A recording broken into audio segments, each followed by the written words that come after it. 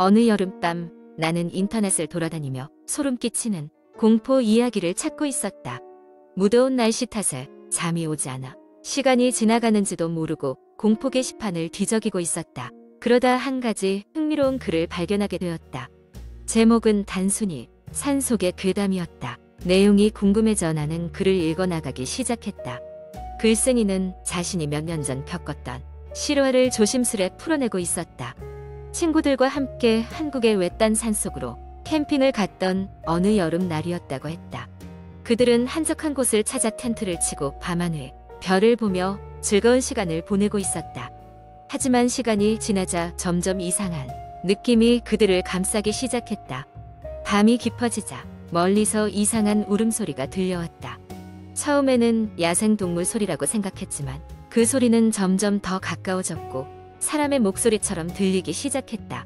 그것은 단순한 울음소리가 아닌 무언가를 비통하게 애원하는 소리처럼 들렸다. 불안을 느낀 그들은 소리가 나는 쪽을 향해 손전등을 비췄지만 아무것도 보이지 않았다. 더욱이 이상했던 것은 그 소리가 사방에서 동시에 들린다는 것이었다. 겁에 질린 그들은 텐트로 돌아가 밤이 빨리 지나가길 바랐다. 그러나 그날 밤의 공포는 여기서 끝나지 않았다.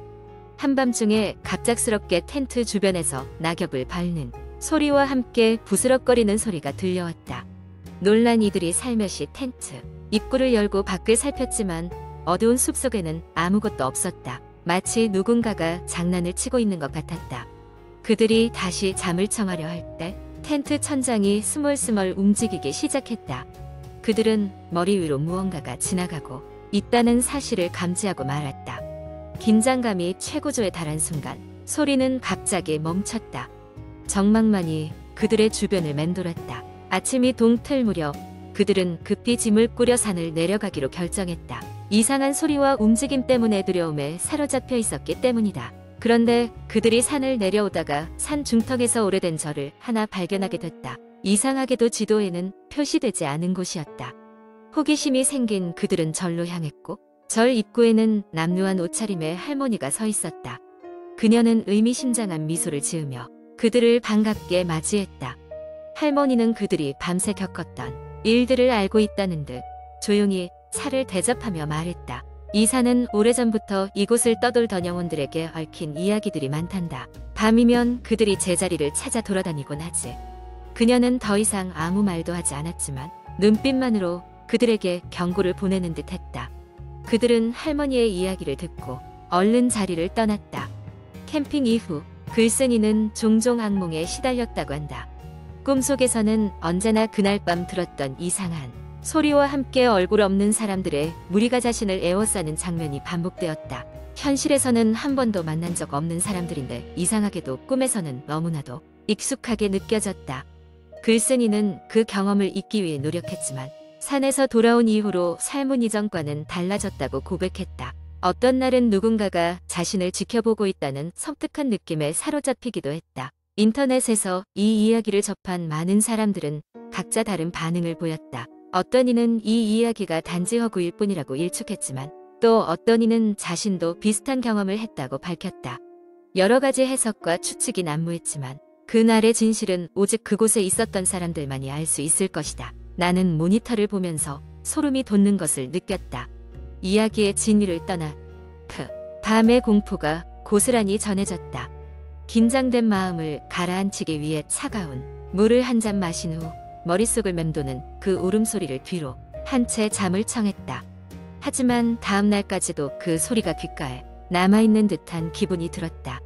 그날 밤의 이야기는 결국 현실과 인터넷 세계를 넘나들며 오래도록 기억될 것 같았다. 두 번째 이야기.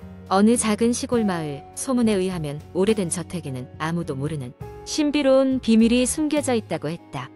이 저택은 유령이 나온다는 소문으로 인해 마을 사람들 사이에 공포의 대상으로 자리 잡았다. 누구도 그 집에 가까이 가려 하지 않았고 특히 밤에는 그 집 근처를 지나는 것조차 피했다. 하지만 나는 그런 이야기들을 믿지 않았다. 오히려 호기심이 생겼다. 그래서 친구 2명과 함께 그 저택에 가보기로 했다. 우리 셋은 종종 도시에서 탈출해 이런 모험을 즐기곤 했으니까. 마을 사람들은 우리가 미쳤다고 했지만 우리는 그들의 말을 귀담아 듣지 않았다. 오직 스릴과 모험이 우리를 이끌 뿐이었다. 늦은 밤 달빛이 은은하게 비치는 그날, 우리는 저택에 도착했다. 저택의 정원은 잡초로 무성했고 오래된 철문은 녹이 슬어 삐걱거렸다. 우리는 손전등을 비춰가며 조심스럽게 문을 열고 집 안으로 들어갔다. 내부는 먼지와 거미줄로 가득했고 마치 시간이 멈춘 듯한 느낌이 들었다. 하지만 가장 눈길을 끈 것은 중앙 홀에 걸려있는 거대한 그림이었다. 그림 속의 귀족 여인은 마치 살아있는 듯한 모습으로 우리를 지켜보고 있었다. 우리는 1층을 둘러본 후 2층으로 올라갔다. 발걸음마다 계단이 끽끽 소리를 냈고 우리의 심장은 점점 빨리 뛰기 시작했다. 2층에 도착했을 때 나는 느닷없이 등 뒤에서 서늘한 바람을 느꼈다. 뒤를 돌아봤지만 아무것도 없었다. 그것은 아마도 창문 틈새로 들어온 바람이었을 것이다. 라고 스스로를 한심시키며 우리는 계속 탐험을 이어갔다. 우리는 여러 개의 방을 지나 다락방으로 향했다. 다락방 문은 단단히 닫혀 있었다. 힘을 주어 문을 열자 마치 오래된 나무가 비명을 지르는 듯한 소리가 났다. 다락방에는 오래된 가구와 함께 낡은 상자가 놓여 있었다. 호기심을 참을 수 없는 우리는 상자를 열어보기로 했다. 그리고 그 안에는 낯선 일기장이 들어있었다. 일기장은 한 소녀의 것이었다. 그녀는 이 저택에 살았던 유령이 정체에 대한 단서를 남긴 듯했다. 글은 흐릿하고 낡아서 읽기 어려웠지만 우리는 몇몇 중요한 내용들을 알아낼 수 있었다. 소녀는 자신의 가족이 이 저택의 저주를 받아 하나씩 사라져갔다는 이야기를 적었고 자신도 얼마 지나지 않아 무슨 일이 일어날 것이라고 예감하고 있었다. 마지막 페이지에는 두려움에 떠는 글씨로 그들이 온다라는 문장이 반복되어 있었다. 우리는 일기장을 덮고 머리카락이 곤두서는 것을 느꼈다. 그때 갑자기 누군가 아래층에서 문을 쾅 닫는 소리가 들렸다. 우리 중 한 명은 비명을 질렀고 우리는 즉시 다락방을 빠져나왔다. 계단을 내려오자마자 우리는 무언가 잘못되었다는 것을 느꼈다. 아까까지 열려있던 현관문이 갑자기 닫혀 있었다. 비명과 두려움 속에서 도망치듯 저택을 빠져나온 우리는 결국 안전한 곳까지 달렸다. 정신을 차리고 보니 우리는 아무 말 없이 서로의 얼굴을 쳐다보았다. 모두가 저택에서 겪은 일을 믿기 힘들어했지만 그날의 경험은 영원히 우리에게 잊을 수 없는 기억으로 남게 되었다. 다음 날 우리는 저택에서 찾아낸 일기장을 마을의 노인에게 보여주었다. 노인은 일기장을 살펴보며 낡고 먼지 쌓인 기억을 떠올렸다. 그 역시 저택에 얽힌 비밀을 알고 있었다. 그리고 그 비밀은 그의 할아버지로부터 전해진 이야기라는 것을 우리는 알게 되었다. 노인의 이야기에 따르면 그 저택은 한때 번영을 누렸지만 갑작스러운 비극이 그곳을 덮쳤다. 그곳에 살던 귀족 가문은 모두 하나씩 사라졌고 저택은 저주받은 장소로 남게 되었다. 마을 사람들은 저택을 피했고 그곳에 들어가면 돌아오지 못하는 자들이 생겼다고 했다. 그리고 이제 우리의 모험과 일기장이 그 이야기를 뒷받침하게 된 것이다. 후에 우리는 다시는 그 저택에 가지 않기로 결심했다. 하지만 그날의 사건은 우리에게 긴 여운을 남겼고 지금도 그때의 경험을 떠올릴 때마다 등골이 서늘해지곤 한다. 마을 사람들은 여전히 저택을 두려워하고 있지만 우리는 이제 그 무시무시한 소문이 단순한 이야기가 아니라는 것을 알게 되었다.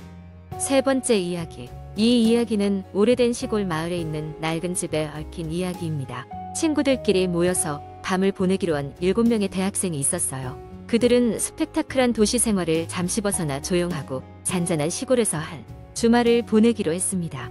숙소로 정한 곳은 한 세기 전 지어진 오래된 한옥집이었어요. 그곳이 외딴 곳에 위치해 있다는 점이 그들에게는 매력적으로 느껴졌습니다. 왜냐하면 아무 방해 없이 친구들끼리만 보낼 수 있는 시간이 될 거라고 생각했기 때문입니다. 첫날 밤 그들은 바비큐 파티를 열고 담소를 나누며 즐거운 시간을 보냈습니다. 하지만 밤이 깊어질수록 어딘가 모르게 기묘한 분위기가 감돌기 시작했습니다. 집의 구조가 독특해서 그런지 집 안에서는 이상한 소리가 간간이 들렸습니다. 우풍 때문이라는 생각에 그들은 대수롭지 않게 여겼습니다. 그러다 잠자리에 들기 전 참다 못한 한 친구 영준이 갑자기 화장실로 달려갔습니다. 그는 자정이 넘은 시각에 무언가를 본 것처럼 하얗게 질린 얼굴로 돌아왔습니다. 저기 복도 끝방에 누가 서 있는 것 같았어. 그의 말에 다들 긴장하기 시작했습니다. 집에는 그들 외에는 아무도 없어야 했기 때문입니다. 하지만 대다수의 친구들이 영준의 말을 장난으로 받아들였습니다. 그렇게 두 번째 밤이 찾아왔습니다. 이번엔 영준과 다르게 민성이가 집 뒤뜰에서 무언가를 듣게 되었습니다. 그는 애기 울음소리가 들렸다고 주장했습니다.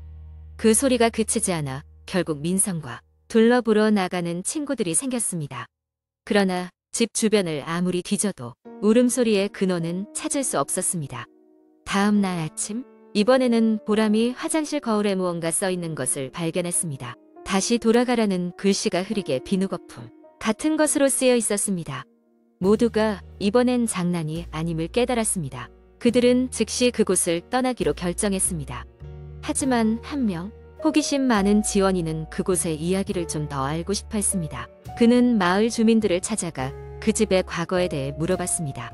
주민들에 따르면 그 집은 수십 년 전 가족 비극이 있었던 곳으로 여러 이상한 사건이 발생한 후로 방치되었다고 했습니다. 소문에 따르면 집을 지키던 어린아이의 영혼이 현세에 남아 계속해서 사람들에게 메시지를 전하려 한다고 했습니다. 그날 이후로 친구들은 다시는 그 집에 돌아가지 않았고 이 이야기를 전설처럼 친구들 사이에서 회자하기 시작했습니다. 이러한 이야기들은 과학적으로 설명할 수 없는 현상과 불가사의하므로 사람들의 호기심을 자극하며 때로는 사람들에게 상상과 두려움을 동시에 선사합니다. 이 이야기가 진실인지 아닌지는 알 수 없지만 이런 이야기들이 주는 긴장감과 짜릿함은 오랫동안 사람들 사이에서 사라지지 않을 것입니다.